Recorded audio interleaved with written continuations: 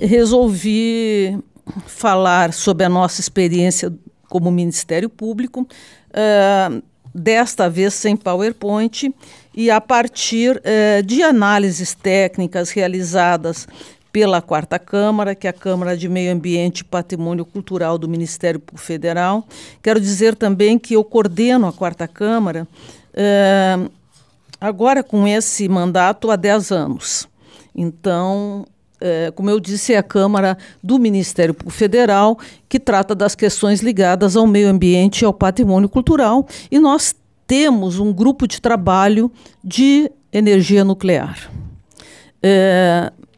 Certamente no meu currículo constou a atuação em Estreito e Belo Monte, porque eu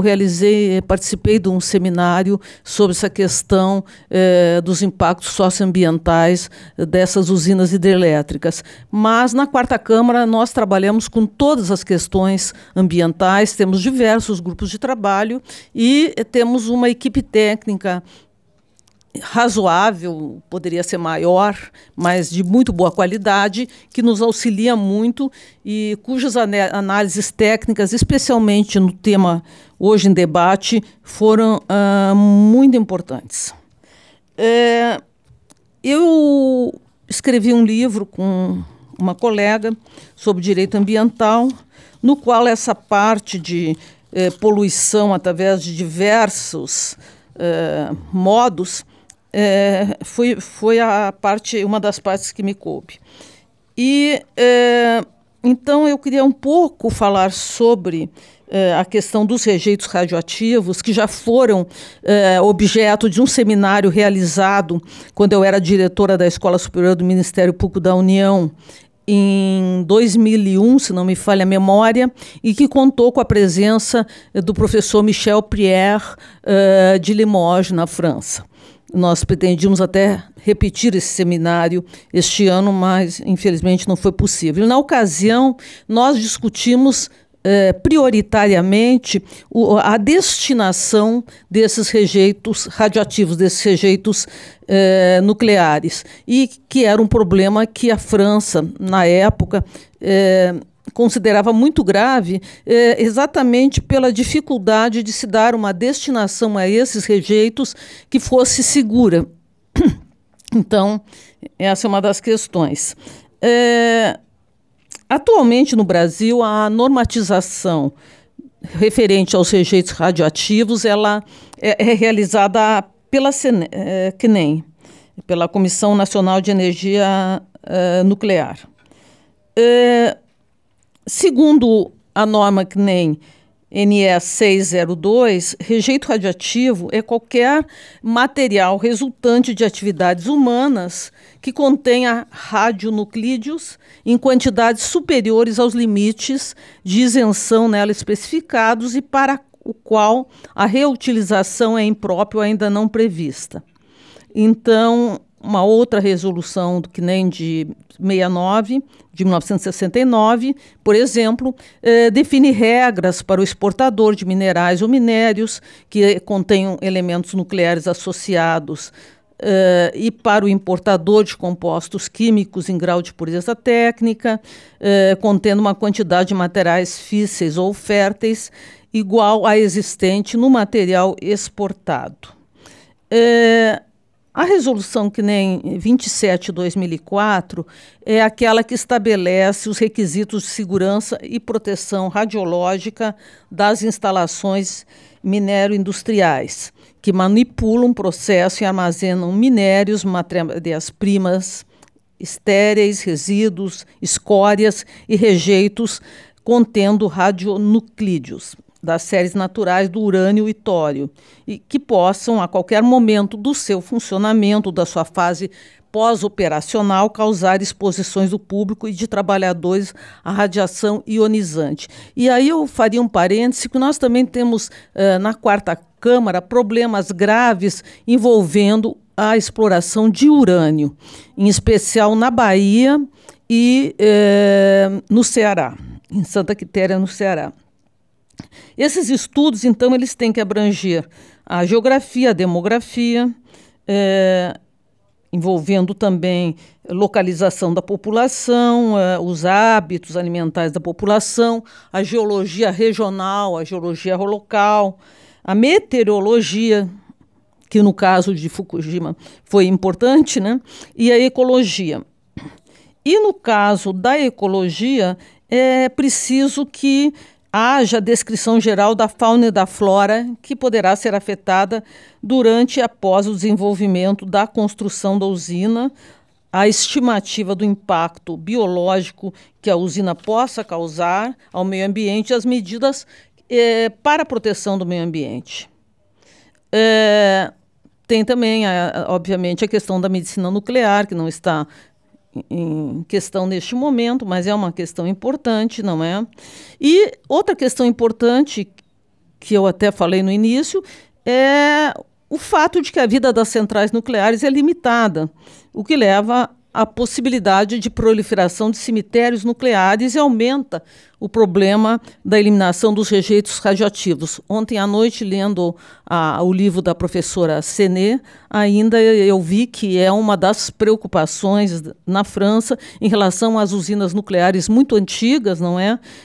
E que, portanto, tem mais possibilidade de serem desativadas e aí teremos o problema do que fazer com esses rejeitos. Porque as centrais desativadas vão se tornar depósitos de rejeitos, a menos que haja uma central de estocagem. E há várias experiências, lógico, na Alemanha, alojando-as em colinas de sal, na Suécia, numa mina abandonada de granito, mas a gente não tem ainda condições de saber se permanentemente esses locais vão resistir como embalagens de resíduos nucleares. Então, isso é um dos grandes problemas quando se trata da questão das usinas nucleares. É a limitação da sua vida útil e o que se vai fazer para que esses rejeitos e tudo isso, enfim, que sobra quando ela é desativada, sejam guardados em um local seguro e que resista permanentemente como uma embalagem dos rejeitos nucleares. As centrais nucleares têm três tipos de resíduos radioativos sólidos: os que procedem dos combustíveis queimados, os que procedem de parte de peças ou equipamentos, que são materiais inservíveis, e os produtos resultantes da conversão de resíduos líquidos e gasosos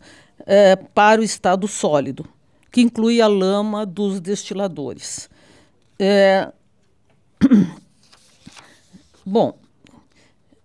o processo de geração de energia nuclear, como todos sabem, passa por várias etapas, e o minério radioativo também por uma série de transformações até se transformar em combustível para usina nuclear. E depois disso, então, ele se transforma em lixo radioativo. Em relação à atuação específica da Quarta Câmara nesse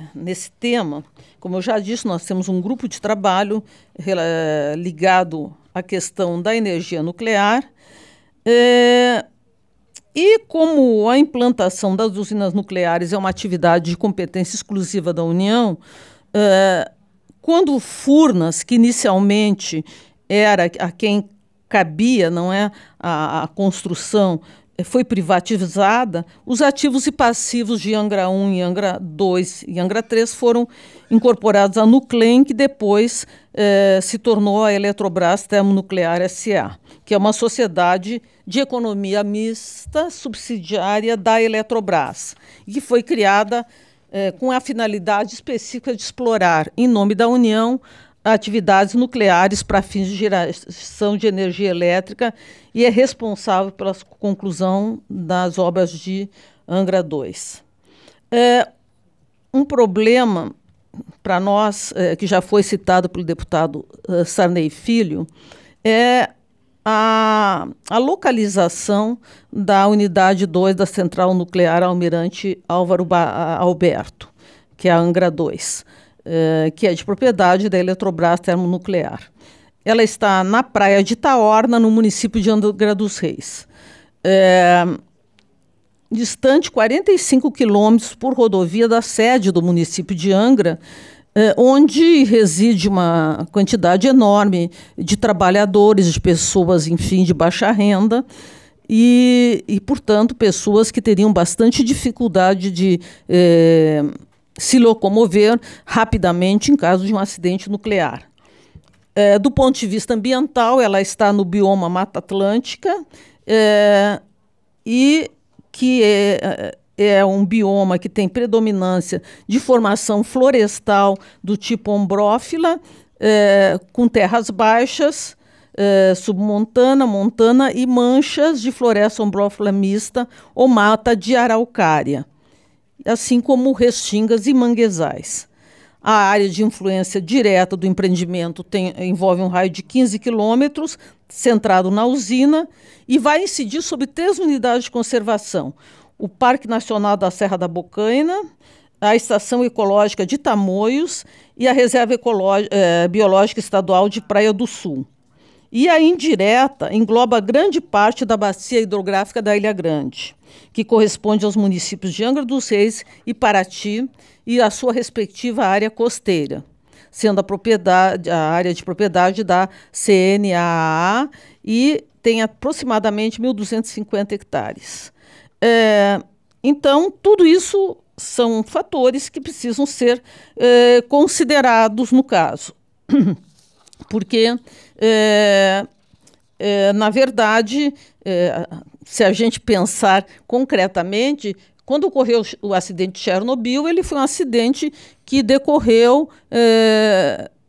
de razões ligadas estreitamente ao próprio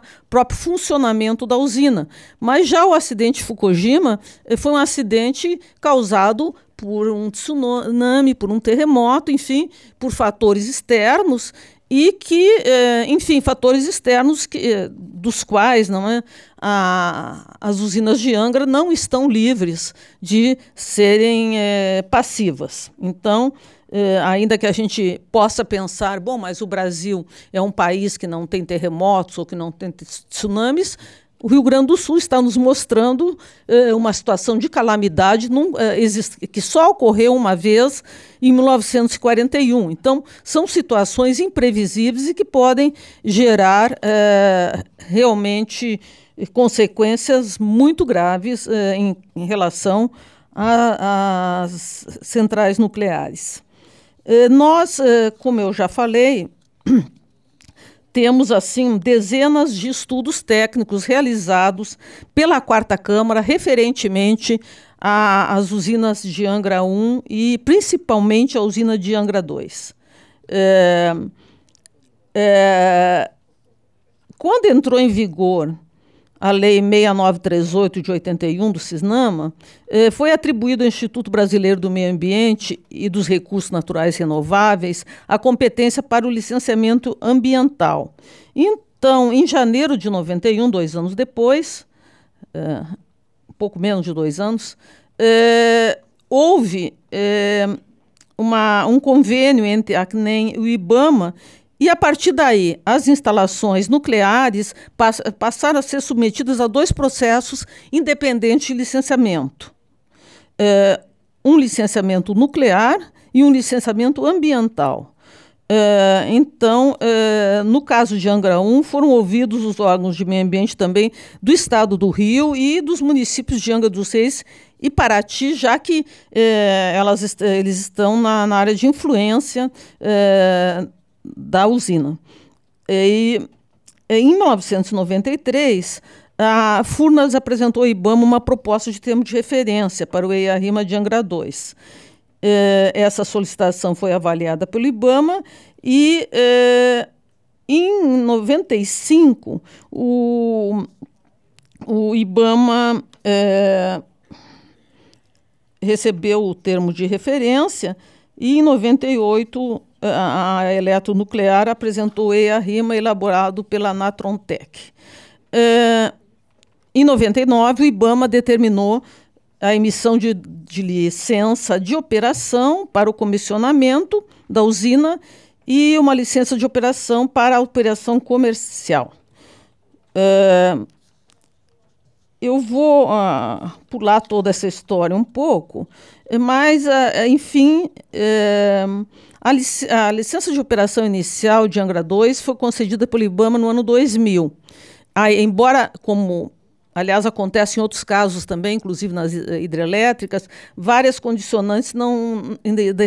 estivessem com pendências e... Então, em julho de 2000, a CNEM concedeu autorização para a operação inicial de Angra 2. E também, na mesma ocasião, em julho, o IBAMA deu uma nova licença de operação para a realização de comissionamento, mesmo com as pendências. Em razão disso, a Procuradoria da República, no Rio de Janeiro, expediu uma recomendação ao IBAMA, no dia 26 de outubro de 2000, para que não fosse renovada a licença de operação de Angra 2, enquanto as pendências não fossem regularizadas via compromisso de ajustamento de conduta, já que havia indícios de vícios no processo. E a licença de operação, que tinha vencido em 27 de 10 de 2000, não foi, então, renovada pelo IBAMA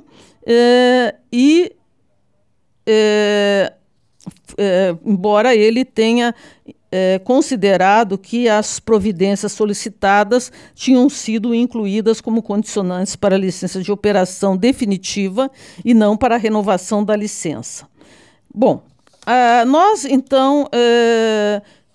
em 2001, houve a realização de um termo de ajustamento de conduta, no dia 6 de março. Do qual participaram o Ministério Público Federal, a Eletronuclear, o IBAMA, a ANEEL, a CNEM, a FEMA, que na época ainda era o órgão ambiental do Rio de Janeiro, e a Prefeitura de Angra.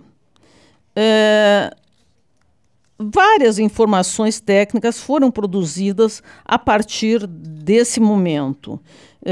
como, por exemplo, a 225 de 2003,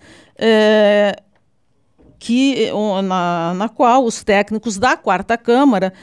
concluíram que as compromissárias do termo de ajuste de conduta Eletronuclear e IBAMA estavam atendendo a grande maioria das obrigações estabelecidas, mas observaram algumas deficiências de diagnóstico de dados primários, de informações quantitativas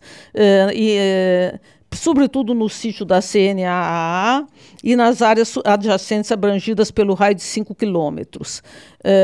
Também observaram que não havia estudos de identificação e avaliação dos impactos decorrentes das obras, sobretudo em relação aos dados quantitativos,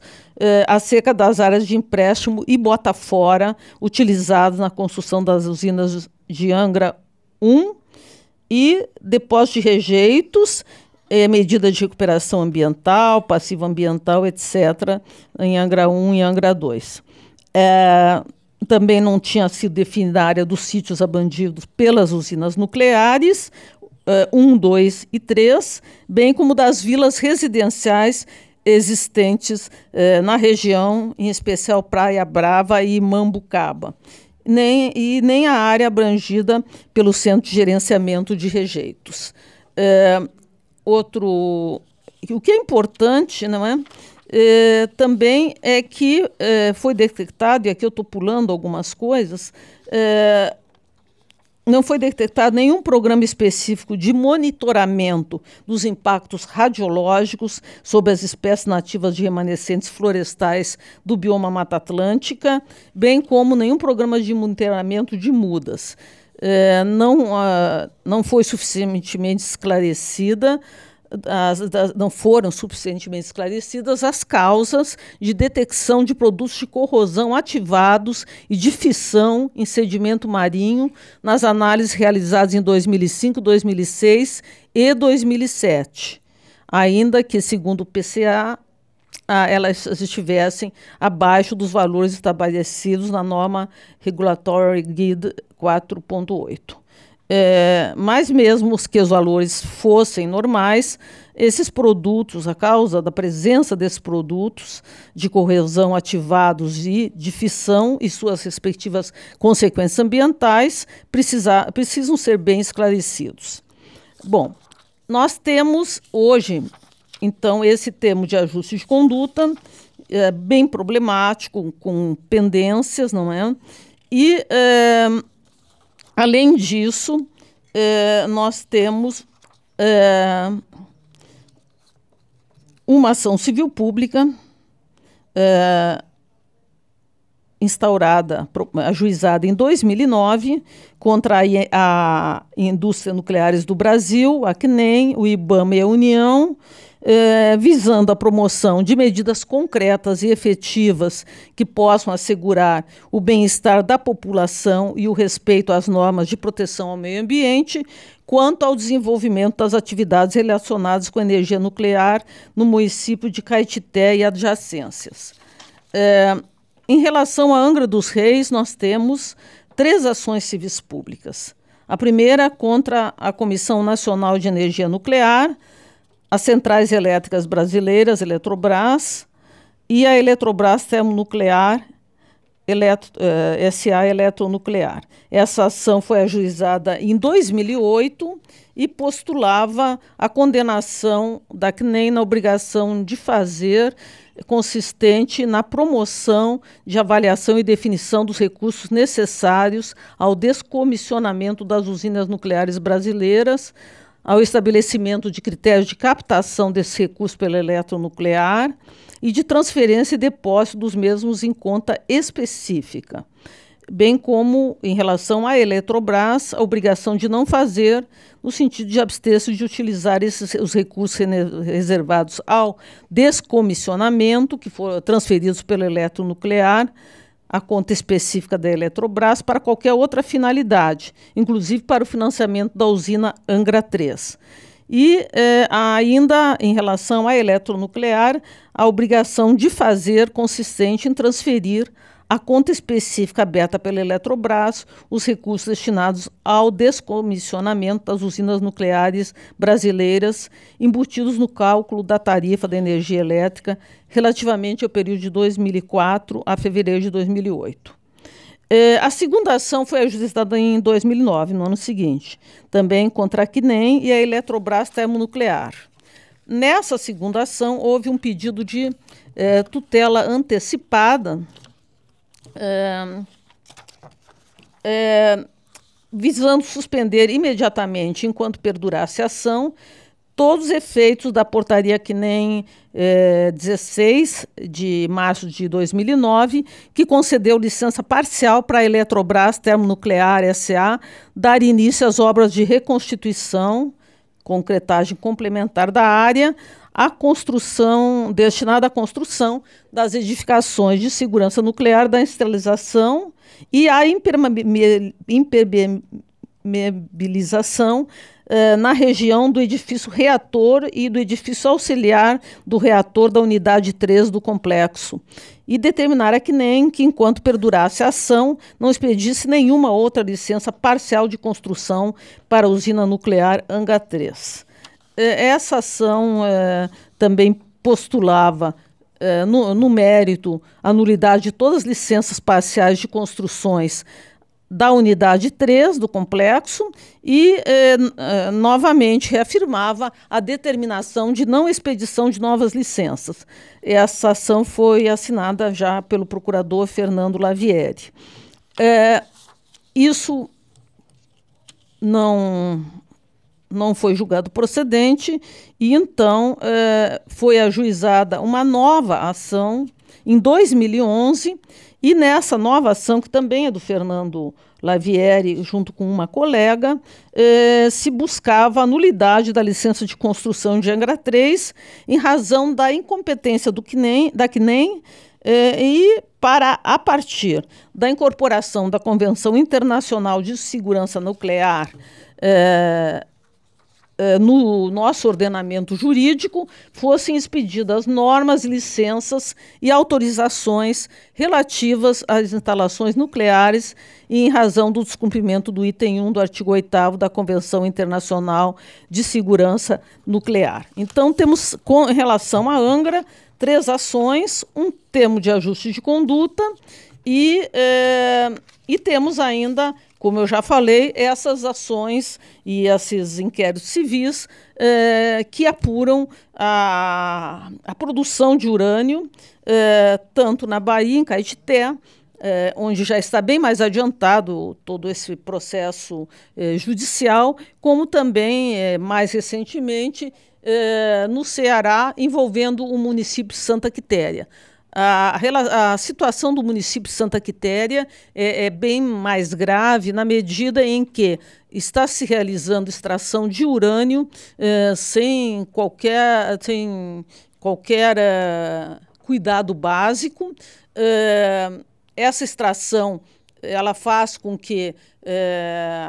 os resíduos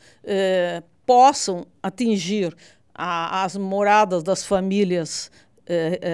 que estão próximas ao local, inclusive telhados, e possam vir posteriormente, em razão das chuvas, ainda que não chova muito no Ceará, a integrar, né, a água que é utilizada para beber, para cozinhar, etc. Há uma ideia de transportar esse urânio por terra até Ilhéus, o que seria outro problema muito grave, não é? Porque não há nenhuma segurança nisso. E, infelizmente, em relação a essa questão de Santa Quitéria, o trabalho do Ministério Público está bastante atrasado, já que o primeiro procurador que atuava lá abriu um procedimento e o abandonou, e é uma área, enfim, em que há grande rotatividade de membros do Ministério Público, que também dificulta bastante a nossa atuação. Evidentemente, o Ministério Público é legitimado para esse tipo de ações em defesa de interesses coletivos, individuais, homogêneos e de interesses difusos pela Constituição Federal. Nessa defesa, o Ministério Público é legitimado para a defesa do meio ambiente ecologicamente equilibrado, mas também para a defesa da saúde e da vida das populações. Nós temos no Brasil um instrumento para isso, que é a ação civil pública, que não existe em muitos países, não é? E que é uma ação de natureza civil, que pode ser ajuizada por diversos legitimados em relação aos quais o Ministério Público detém, pelos últimos cálculos realizados, mais de 80% das ações ajuizadas. E, enfim, é uma ação que possibilita a condenação em obrigações de fazer, de não fazer, de dar. E temos ainda, a partir da lei, a partir do Código de Defesa do Consumidor, a possibilidade de realizar termos de ajuste de conduta, que são transações nas quais o Ministério Público não transaciona com o direito, até porque o direito é indisponível, mas ele pode transacionar com prazos, enfim, com condições, desde que o direito seja preservado. Então, isso nos dá um espaço de atuação bastante grande, embora na esfera judicial essas ações normalmente não só têm pouco êxito, como principalmente são extremamente longas. Então, só para dar o exemplo, já que eu fui apresentada como uma pessoa que atuou em Belo Monte, eu atuei em Belo Monte no ano 2000, logo que eu tinha chegado em Brasília, atuei junto ao Supremo Tribunal Federal numa reclamação que envolvia a questão de competência para licenciamento ambiental. Belo Monte hoje tem na última conta realizada, tinha 23 ações ajuizadas, quase todas ações civis públicas, mas também ações de improbidade, e não obstante,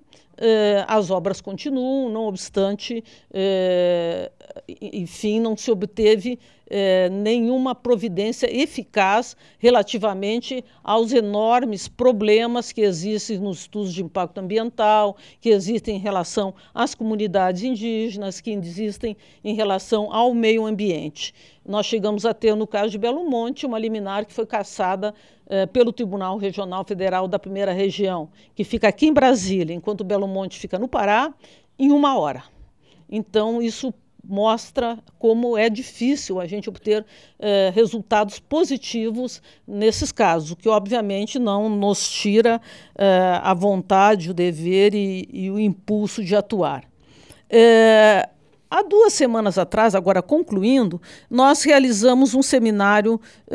pela 4ª Câmara, do qual participou também o deputado Sarney Filho, sobre uma nova modalidade de obtenção de energia, que é a obtenção através do gás de folhélio, também conhecido como gás de xisto. Tal como no caso da energia nuclear, o gás de folhelo ele pode produzir profundos impactos ao meio ambiente e, neste caso, até com maior grau de certeza, não é? Porque ele é extraído de uma rocha porosa, que é a rocha de xisto. Para a sua extração, é necessário que haja uma perfuração no solo muito profunda, que essa perfuração ela se realiza com água e diversos produtos químicos e, evidentemente, qualquer vazamento vai poluir o lençol freático, pode penetrar nas águas subterrâneas, pode contaminar as águas e pode contaminar também o meio ambiente exterior. Essa exploração ela já está sendo leiloada pela Agência Nacional de Petróleo e é uma outra preocupação que termina nos levando àquela pergunta inicial feita aqui no seminário. Que necessidade o Brasil tem de explorar essas fontes de energia perigosas, essas fontes de energias que causam riscos ao meio ambiente, que podem causar danos ao meio ambiente, uma vez que nós não estamos na situação, por exemplo, dos Estados Unidos, quando começaram a explorar xisto, porque eles estavam com dificuldades em relação ao petróleo. Nós não estamos na situação de vários países que não têm a possibilidade de fazer uso da energia limpa. Então, que necessidade nós temos de submeter a vida, a saúde da população, o meio ambiente, a riscos desnecessários através do uso de fontes de energia que não são seguras e que realmente não são sequer necessárias num país onde nós temos fontes de energia limpa em quantidade suficiente para a nossa demanda. Então, essas seriam as minhas considerações iniciais. Muito obrigada.